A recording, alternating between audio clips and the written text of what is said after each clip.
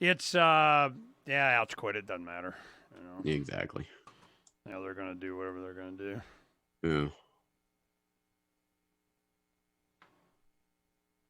All right, you ready? Okay, let's go. Ernest Hancock. Believe me when I say we have.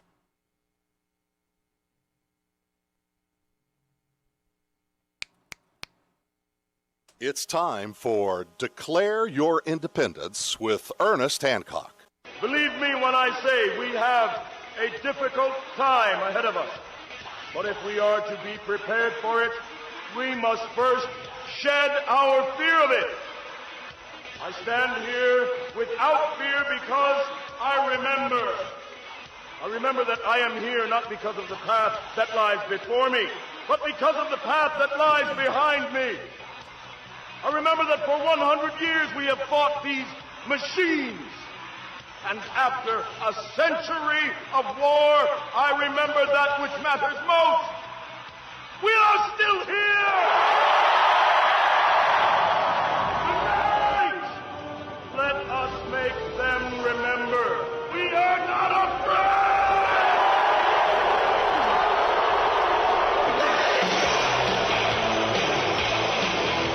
Unafeared, here and declare your independence of me, Ernest Hancock. I'm less afeared when I know I got James Corbett going to explain it to us. TheCorbettReport.com. James Corbett. Every Wednesday, we're going to get right to it. Now, his most recent video that he did, an interview with a gentleman destroying the ISIL myth on the last American vagabond. What does that title mean to you? Oh, wait. I'm not hearing you. Sorry, I was muted. Oh, I've okay. only been doing this for 12 years. Yeah, push the button, man. Yeah, it was originally going to be titled Destroying the ISIS Myth, which would probably make more sense to a lot of people. But I used ISIL, and you know why? Because they made it up to make fun of ISIL, the International Society for Individual Liberty. I had no idea about that. They changed their name because of that. Yeah. Okay. That's funny. No, I'm just sick to death of every time you talk about the Islamic State of Iraq and Levant, or whatever they're calling themselves this week, which has been known by about 18,000 different monikers over the years, all, of course, in Arabic, translated into English, that have different English translation abbreviations like JTJ and AQI and all of this. It landed on ISIS at one point. Now, literally, the only response you're ever going to get from anyone in the conspiracy theory space is, yeah, that stands for Israeli Security Intelligence Service. You know, case closed. That's it, guys. Wrap this one up. We're done.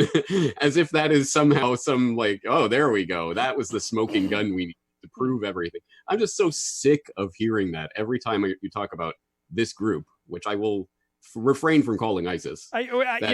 This group, ISIS. All right, finish your opening, but I need a James Corbett on what this group is, and it keeps being amorphous and changing and going, Yeah. And I got a bunch of stories that we've had from 15 on Freedom's Phoenix of, when the admission of the creation of ISIS, that was the U.S. Nuh-uh, okay, yeah, maybe a little bit. I mean, so yeah. I'm sorry, go ahead. Well, you're right. I mean, what is this group exactly? And you're never going to get one particular straight answer on that because it's a group that has morphed over the years that you can trace it back to at least 1999 with a Jordanian terrorist called Abu Musab al-Zarqawi, who started a group which at that time was called something in Arabic, which had the abbreviation JTJ, which stood for something in Arabic, but in English it was something like the Organization of Monotheism and Jihad, something like that. That was the original nucleus of a group that eventually morphed into something that morphed into something that morphed into something that morphed into something that became the Islamic State. So you can trace it back that far, but at each stage along the path, you start to get into the weeds of it, and it's, well, who was Zarqawi anyway, and what was he really up to, and who was he really in bed with? And then you get to 2006, by which point he's leading Al-Qaeda in Iraq, which at that point was the precursor to Islamic State before they broke off with Al-Qaeda. But at that point, in 2006, it came out even in the Washington Post. They were reporting on documents from the Pentagon itself that admitted that Zarqawi was as essentially a PSYOP operation by the U.S. Department of Defense. They were trying to make Zarqawi and al-Qaeda in Iraq seem more important than they really were. This was the aim of this PSYOP operation. And the ostensible justification for this was so that they could point at, oh, look, al-Qaeda in Iraq and this foreign Jordanian fighter is the one that's making all this problem for the U.S. And you see, the Iraqi people love the U.S. military occupying their country. It's just this foreign fighter who's stirring up all this trouble. So they had a concerted PSYOP program to make al-Qaeda in Iraq seem more important than it was. And it goes on from there. I mean, after he was finally retired, after his like 7th reported death or whatever it was, the next person who took over the organization, Abu Omar al-Baghdadi, came on the scene and took over the organization. By 2007, it was being reported in Reuters, let alone, any other mainstream outlet. Reuters itself was reporting how a captured high-ranking official in AQI, or whatever they were calling themselves that week, had said that Baghdadi was a myth, that it was a fake character that they had created to be a front for this organization. And well, if anyway, they needed one, they would have got one. Exactly. Exactly right. Scott Horton from Anti-War Radio, we covered this a lot with him. And it was during this, he kept going on about Zarqawi and he try and give me I don't know, what do you call them? Faction by who controlled what and when and the dates and everything. It is so messed up. And you'd ask the same government officials 2 months later, I never said, we've always been at war with East Eurasia. I mean, I was like, oh my God, these guys are killing me. And that's one of the things I highlighted in my conversation there that we're talking about, is a CFR Foreign Affairs article from 2015 that still blows my mind, called Accepting Al-Qaeda. That's literally the title of this article. And it literally argues what it says on the tin. They are literally arguing, well, the Islamic State's pretty bad. They're worse than Al-Qaeda. So it looks like we just got to accept and partner with Al-Qaeda in order to get rid of the Islamic State. Which, I mean, right there in black and white. How can you get it? I mean, that's literally illegal, supposedly, if we argue by the laws of the land. It is literally illegal to support to provide support to known terrorist groups. Well, Al-Qaeda is a known and listed terrorist organization, and this Council on Foreign Affairs Foreign Relations is literally arguing for that. But we had I came across a lot of stories. It prompted me to ask Donna to get him on the show. Ivan Elin from the Independent Institute. He was really heavy on a lot of this stuff, and I came across a lot of articles. And I remember, we can go through a bunch of these, but the bottom line is that we forget about Erdogan, however you say his name, the coup against him and what role ISIS was and the pressure on that. And then the, stolen oil that Syria, they were taking that was funding, ISIS. And then Putin, come in and said, hey, man, you guys are funding terror. No, I'm not. Yeah, no, I'm not. Ouch, quit it. Now we have Putin, Erdogan being buddies, and then he's coming to Washington. It's going to, unwind this for me, James. What the heck is really going on?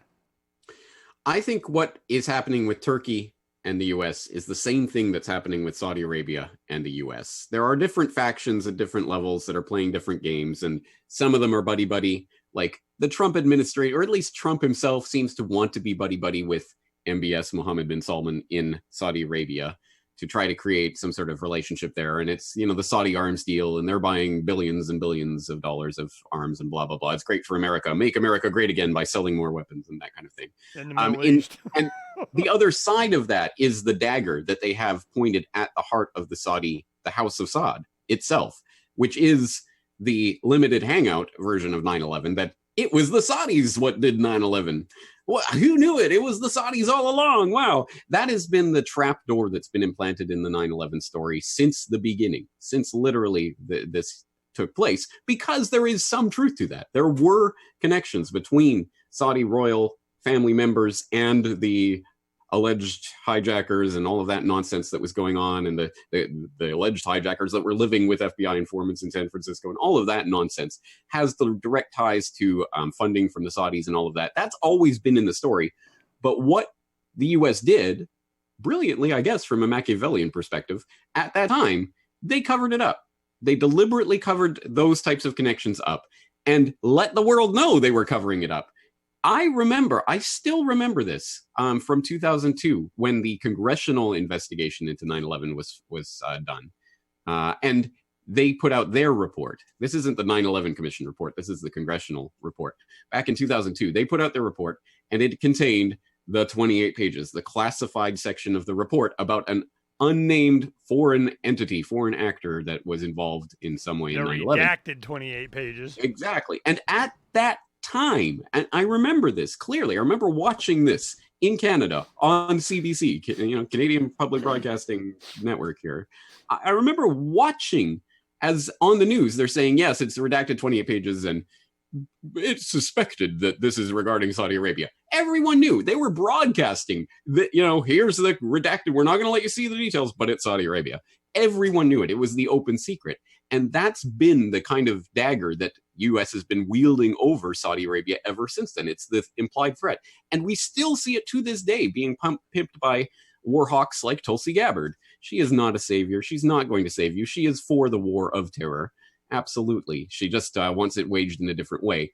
But, it's let the family members sue the Saudis for 9/11, which is the limited hangout operation that's been there since the beginning to keep Saudi Arabia under the umbrella of the U.S. In the same way, Turkey, NATO member Turkey, which let's remember as a NATO member, can invoke Article 5 of the NATO agreement, whereby if they are attacked, NATO generally has to respond, has to come to their defense. So if something happens in Syria, for example, with some of those Kurds getting uppity and they attack Turkey, well, then NATO has to go and invade Syria. That's been one of the things that's been on the table for years now. And now Turkey is, as you say, getting buddy-buddy with Russia and buying S-400s and other types of anti-aircraft defenses and things like this that the U.S. can't penetrate so easily, and Israel can't penetrate so easily. Did they actually get those?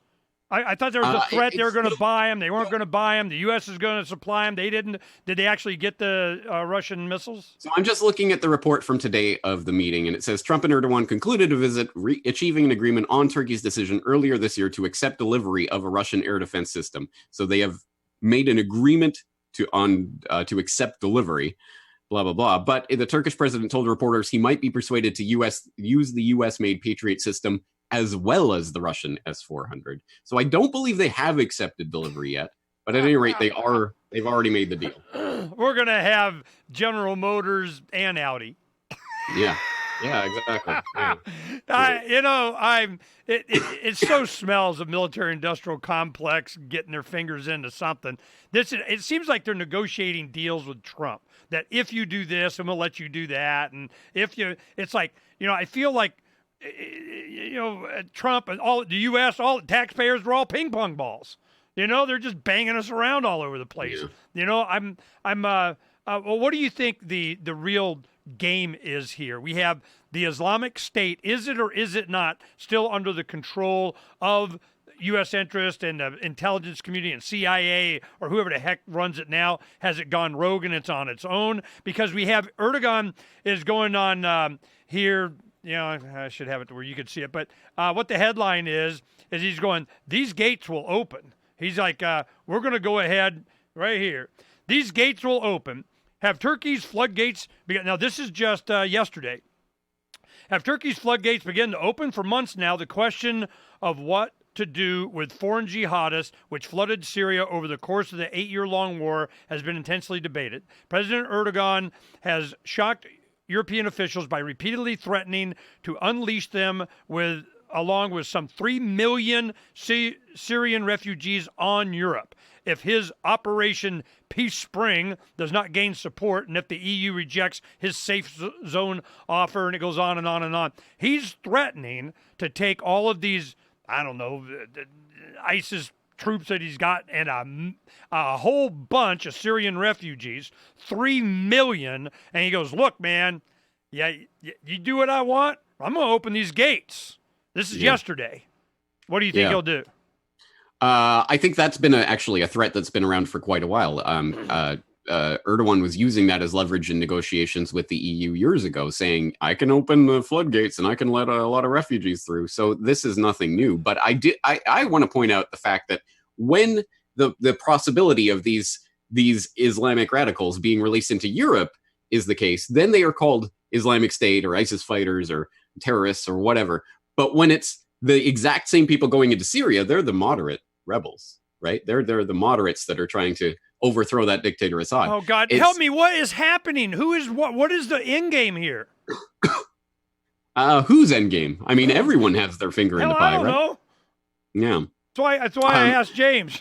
Yeah, exactly. Well, I think for Turkey, one of the main things that is from the Turkish perspective is what they would frame as a security issue about the Kurds, right? Because it's always about the Kurds, especially in that region, in what would be Kurdistan in any reasonable world, one would think, but is not Kurdistan because they do not have a homeland. So they're there in that region, including in Turkey, including in Syria, and Iraq, and they go into Iran too.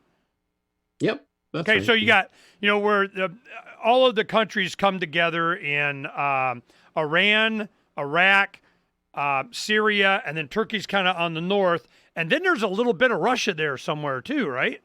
I think there might be. I don't know about that. So this is, an area that they have the Kurds there. Now, back when, after World War I, when they did Lawrence of Arabia stuff, and all of a sudden it was, we're just going to, French and British map makers are just going to draw lines and, which sheik is going to sign our oil deal or whatever.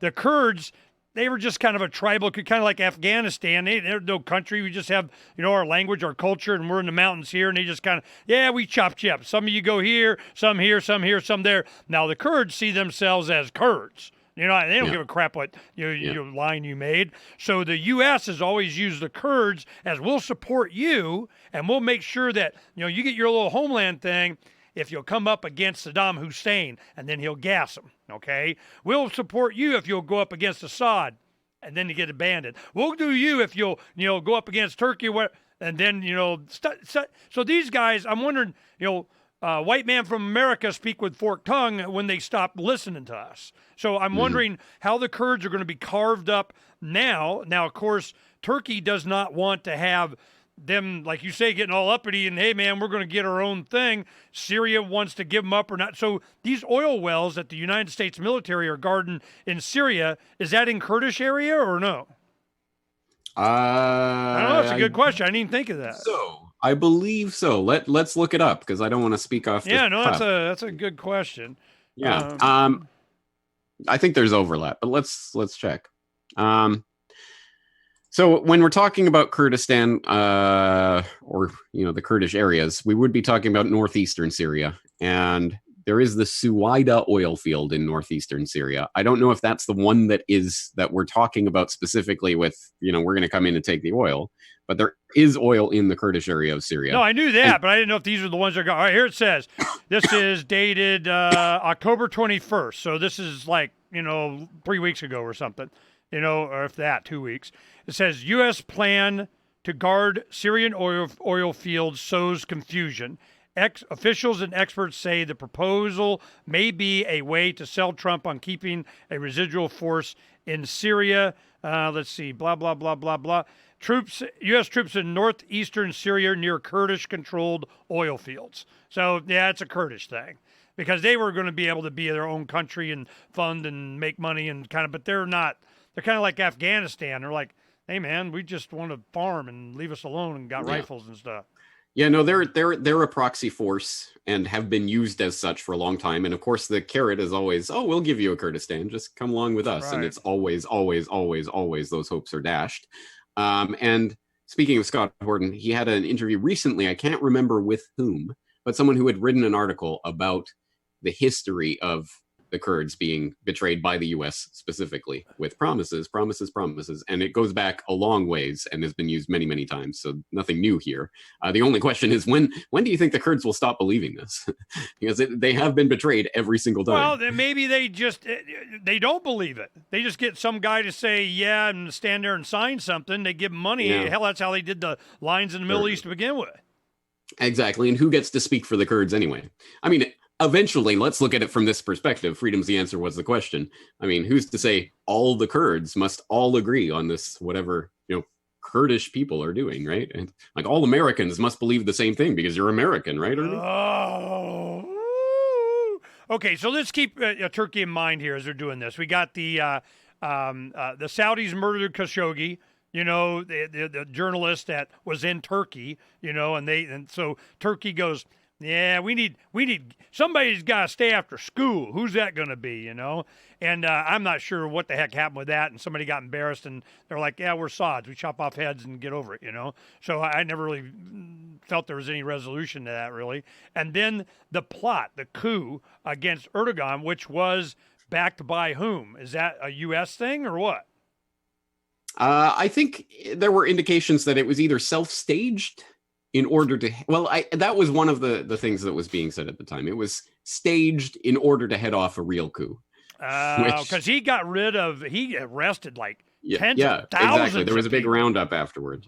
Roundup, not a itty-bitty baby roundup, big roundup. Anybody that opposed you posted on your social media, whatever, you going to the Huskow, So this is, Erdogan's not, he's not a saint here. I mean, I'm wondering what is our role in, are we afraid he's going Putin? He wants to buy some, S-400s, and we go, no. That cuts into our military industrial. Hell no.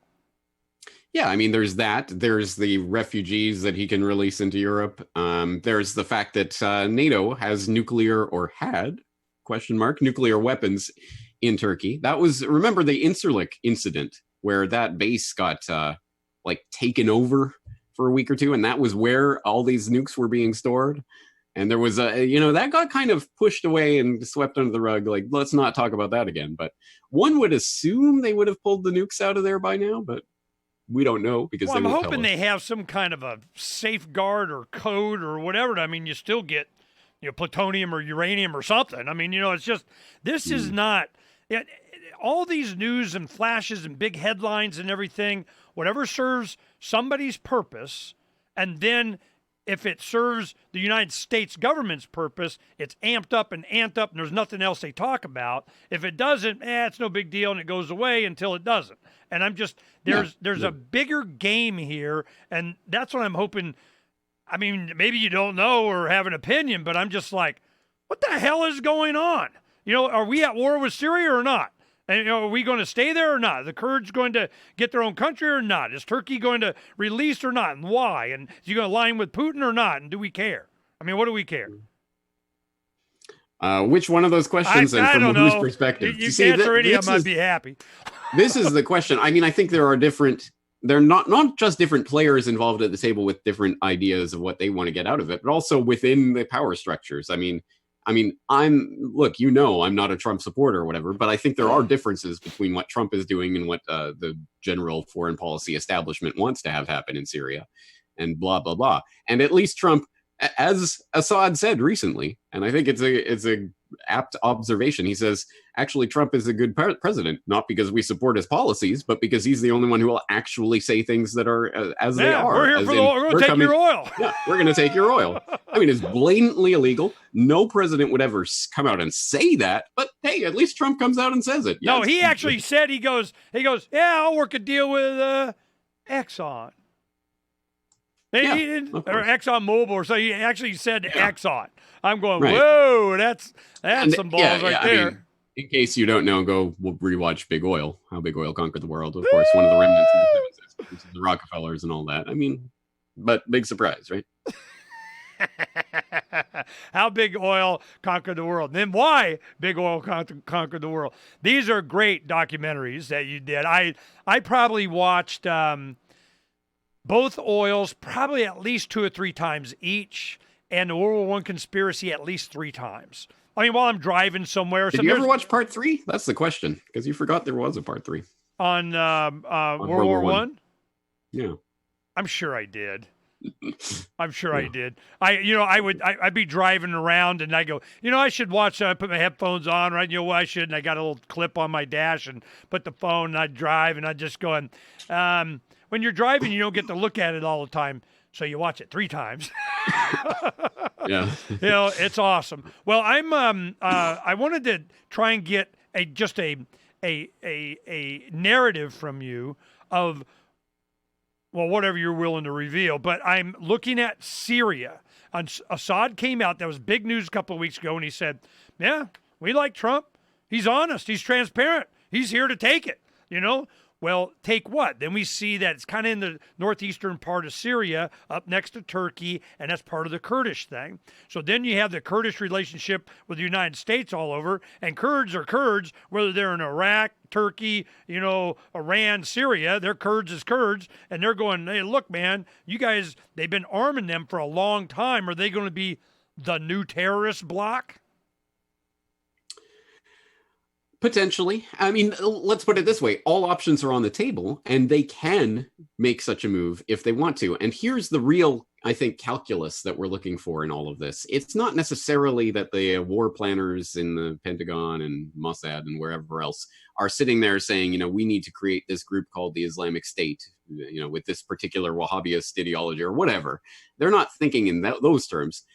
I think the calculus here is we need this square of the chessboard. So let's make sure, let's either create a reason to be in that square or make sure that one arises spontaneously. And so you will notice that the areas of the Islamic State were exactly the areas of oil in Western Iraq and northeastern Syria. That's where the Islamic State was. And so, well, we got to go in there to get the Islamic State, not the oil, the Islamic State. That's what we're fighting. And that's why we need to station our troops there and guard that area of sand forever. Is because these fighters just spontaneously rise out of the sand. Congress, they will go, all right, this is the deal. Trump says, calls Ukraine guy, hey, we got some corrupt Biden thing. Hey, do us a solid and kind of look at that and whatever. And I'm like, one, why are you giving anybody money to begin with? And if you're giving them money, hell, make whatever deal you want. I don't give a crap, But Trump does this oil thing, which is illegal as hell. He does that. That's not grounds for impeachment. They're not going to go at him for that or another war or a drone strike on blah, blah, blah, blah, blah. None of that. It's always for the blue dress. We're going to get a little blue dress impeachment here. So what do you got any opinion on the impeachment thing or care? Only insofar as taking that line that you're taking there to its logical conclusion. Why go after the blue dress at all then? What's the point of that? It is to essentially not blackmail, in a sense, kind of blackmail the position, the president into the position that he is controlled now, and they can make him do what they want. And I think that was the case with Clinton. And not that he was off the reservation or anything, but just that now you are our pawn, and look, we want Kosovo, okay, and you are our pawn. Now we want Syria, okay. This is the way that this can be controlled, so that there's no possibility that any foreign policy decision will be errant at this point. Because what makes me afraid more is that when they did the airport missiling, the cruise missiles in Syria in response to whatever the heck the gassing or some crap they made up. When he did that, there's one of two things: either he did it. He was a butthead and, war criminal for doing it. Or he didn't do it, but he couldn't come out and say he didn't have control of the military. I'm wondering, I half suspected somebody just did it. I don't know. Do you think that's possible that maybe he didn't give the order? It's certainly possible that, again, we tend to think of these things monolithically, that it's all comes from the this person is the head and they control everything. It's not ever that way, I think. Matt, really, freaking if I'm president of the United States of America and commander in chief, and all of a sudden they just start missile bombing, doing kind of what I'm like, whoa. But he did say, I remember during that time, well, I'm giving more free hand to the generals. You go kick ass and let me know how it works out. You remember that? Yep. Yeah, he was making that claim. Then we have, we could go on in the ISIS and what's going on in Paris, what happened there. You go back a few years and there was all kinds, like you say, a bunch of consternation. Which one do we use to our advantage? And you're going, like you say, there's a square, there's an oil field, there's a something, and we want it. You got any news on what's going on in Iraq right now? They're kind of low on the news feed here, but you're seeing there's a whole bunch of stuff going on there too. There are protests, and it's related to Iranian influence and involvement in Iraq. I'm actually going to be writing about this in the Forecaster this weekend. not just Iraq, but Lebanon, Chile, Bolivia, Hong Kong, France, all these protests and coup d'etat, and like the world is on fire, and it's just popping up all over the place. And I don't know what that portends, but I'm going to be looking at each situation one by one. So the one that I just researched and wrote a little bit about was Bolivia, which he went to Mexico. He's like, hey, man, I'm out of the palace and freaking or whatever, and I'm done. It was a coup d'etat, but you're not allowed to call it one because the U.S. wanted it to happen. So it's not a coup. It's a democratic overthrow of a dictator or something like that. And who's replacing him? Oh, some opposition lawmaker, a senator, just stepped up and said, I'm president now. And it wasn't even someone who ran in the elections last month. It's just, I'm president. So a willing participant. Well, they tried this in Venezuela. Yeah, exactly. So it's like it's like a repeat of what we saw in Venezuela. And I mean, maybe this time it's going to work. I mean, they did get Morales out of the country. Well, they did. It wasn't successful in Venezuela because some key people kind of caved or something at the last minute, and Bolivia, I think it wasn't successful in Venezuela because no one actually supported Guaido. Like, there was a handful of people, but if you weren't being paid to support him, I just don't think the Venezuelan people were ever going to rally around Guaido and make him their president. Language of Liberty, a friend of mine runs this around the world. They go and they have functions for language of liberty means it's in English, but in Europe, a lot of them speak as a second language, if not first. But he was in Colombia, right across the border from Venezuela, and a bunch of kids came from the university there to get this libertarian training class, activism thing, and crossing the border and who they had to pay off and whatever. And they were going, right after I talked to them, they were going back, and I'm like, whoa. So I asked them about the coup thing and everything, and they're just like, there's nobody in charge. It's just so bad. There's nobody there. There's no consolidation. There's no support from the public. They're worried about getting their next meal, So you got any idea who's behind it? Is it just oil? Is that it? Is everything oil? No, but it's usually a piece of the puzzle. But that's how it starts. Yeah. Well, watch your documentary. Well, let's put it this way. We could make the argument that it's socialism is the true and real answer, and the evil U.S. capitalists are against it. Because, of course, that's one way of framing all of the coups and other attempts to overthrow governments in socialist Latin America, which is turning right-wing. So there you go. It seems to me that whenever they get any kind of wealth in oil, they got some resource. And usually it's oil. I mean, it could be other stuff. But, you have the oil. Well, then you can have a socialist government if you got a revenue stream for it. So we're sharing it. Which incidentally is an important part of the Saudi Arabian puzzle as well. I should note. They have always used their enormous oil wealth to help heavily subsidize and fund the Saudi population so that the average Saudi citizen lives a fairly comfortable life. They bring in the foreign workers to do the real dirty work, and the Saudis are well taken care of. Now, of course, if you're in the house of Saud, if you're one of the princes, you get to play with the bajillions of dollars and have literal fleets of golden cars in London and all of this nonsense. But they give enough crumbs from the table so that the Saudis don't go and basically erupt in protest and overthrow them. Like, I imagine this is what socialist societies are like. Yeah, when you have incredible amounts of wealth, then you keep 95% of it, 99% of it up at the top. You let 1% fall down to the people below, and it's enough to get by, so they won't overthrow you. We have, I don't know if I mentioned this to you before, some of our staff lives in Ecuador. They're they were U.S. citizens. They moved to Ecuador, and it was for health reasons and so on. They just, they like it there. And they were really concerned a month or two ago. They're going, look, man, it's getting bad here. And I remember when they first went down there, they were talking, oh, yeah, they're socialist thing, man. And they were kind of lefty liberal California people to begin with. And they were going, yeah, man, they're building a lot of roads. They got a lot of infrastructure. And my comment was, I guarantee that road goes to a mine. I guarantee that road goes to an oil well. Don't ever think they love you, okay? So when they started doing... IMF was making conditions. You had the austerity. If you need more money and you got it, and I'm like, how much oil do they got to have?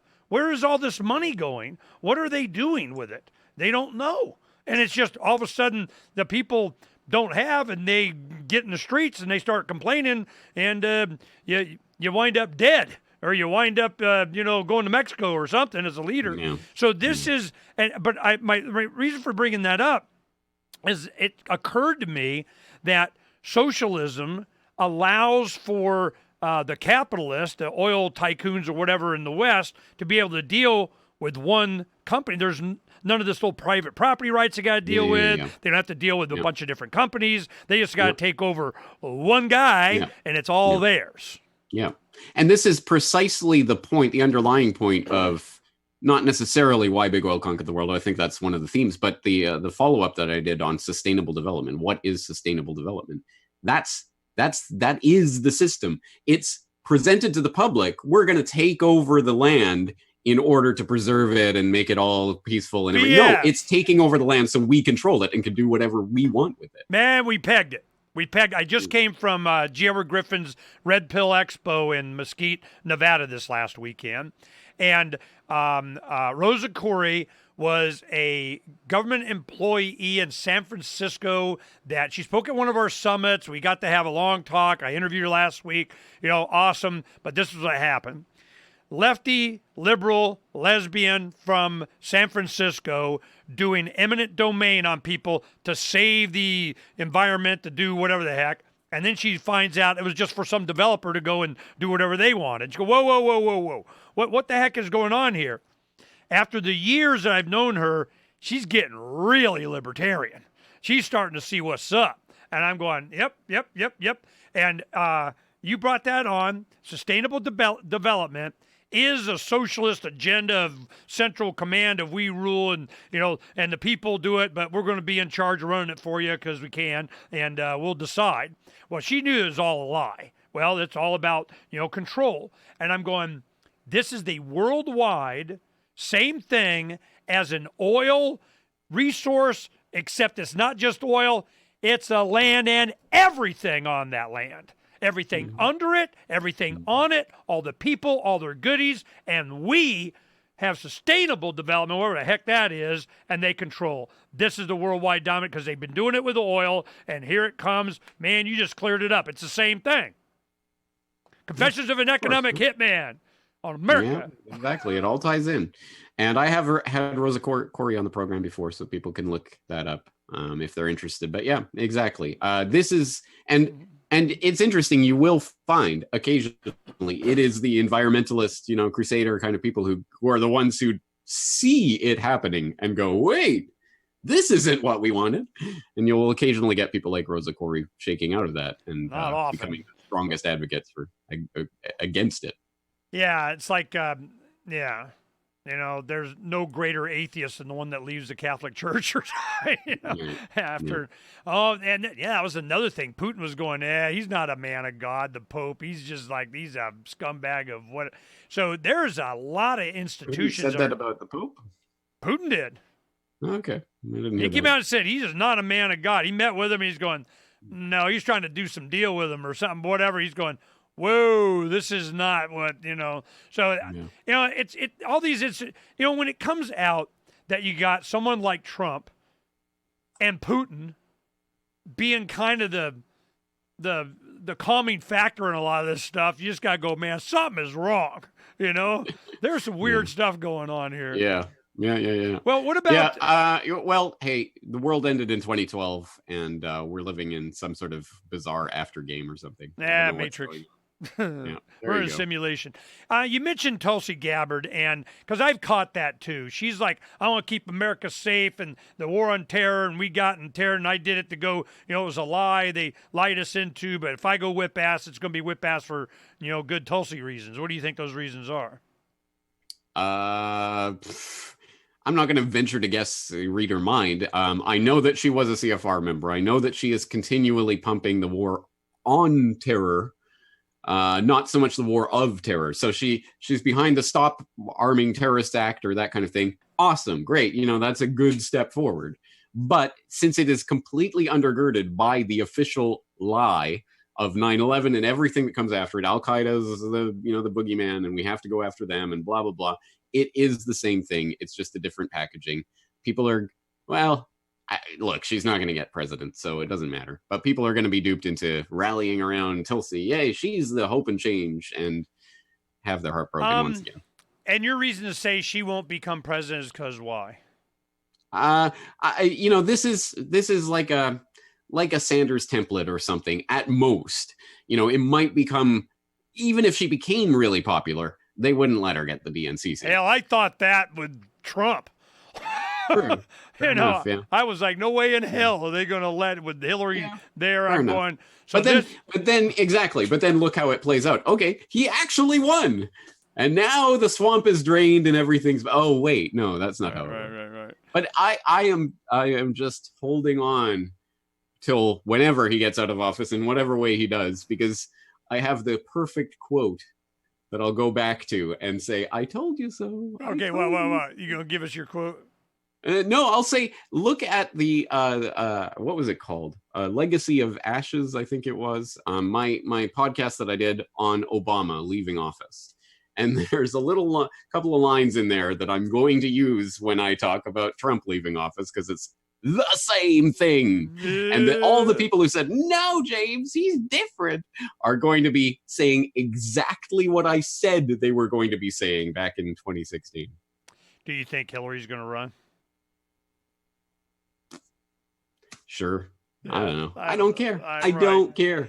I am not going to talk about. I'm not going to cover this election. I'm not. I don't care.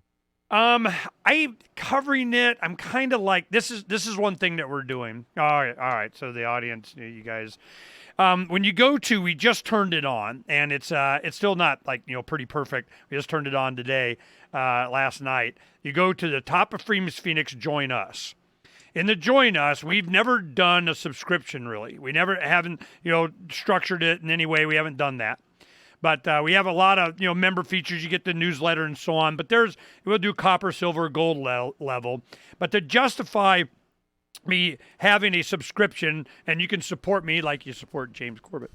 The gold level is $25 a month or $250 a year. And this is what it is.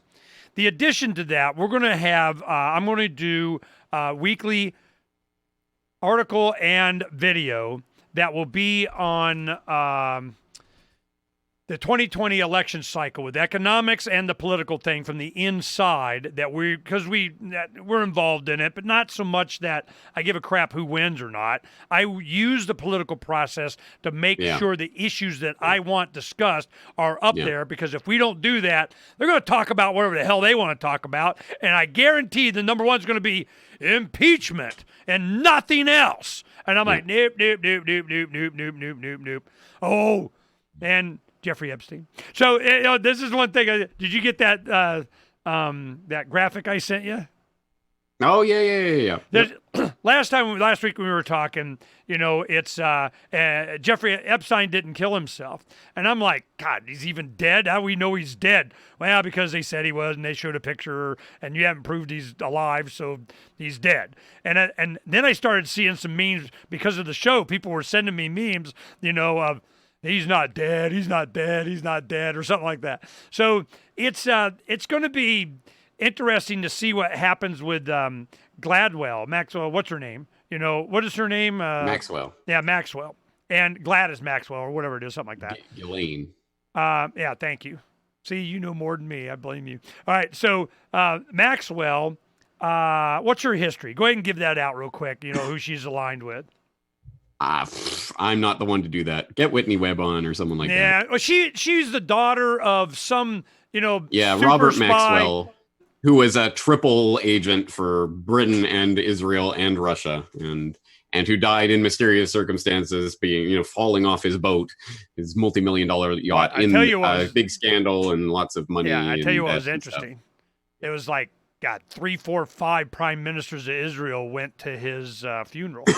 And was it Netanyahu or one of these guys goes, he's done for Israel more than you'll ever know, kind of blah. Yeah, he got some special honors and stuff. Yeah, when you're dead, you got, every leader of Israel for the past that's alive goes to his thing, his funeral, and I'm going, wow, and his daughter's Epstein's, freaking handler or whatever. I'm going, wow, there is another movie right there. I'm still waiting on.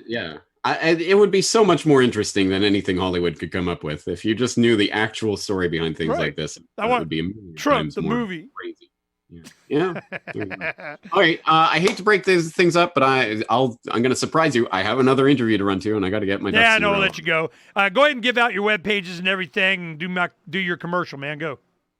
CORBETT report.com is the place to go for all my work. Please go there. If you have supported it and love it and consumed thousands of hours, then please consider supporting the website monetarily. But it's all there for free. And the monetary support is really just if you like me. Yeah, and if you like me, go to join us at the top of freemansphoenix.com. And we're just starting to do this because I'm going to really put some effort into communicating behind the scenes with people that care. Can you join with crypto? Yeah, it is. That's one thing that Derek's working on right now. We already have that widget and all that kind of stuff. He's just got to apply it to this page. Do you need it? First name required, last name required? What's up with that? What? Where does it say that? On Join Us. You got to give your first and last name. Come on. We'll talk about that. Yeah,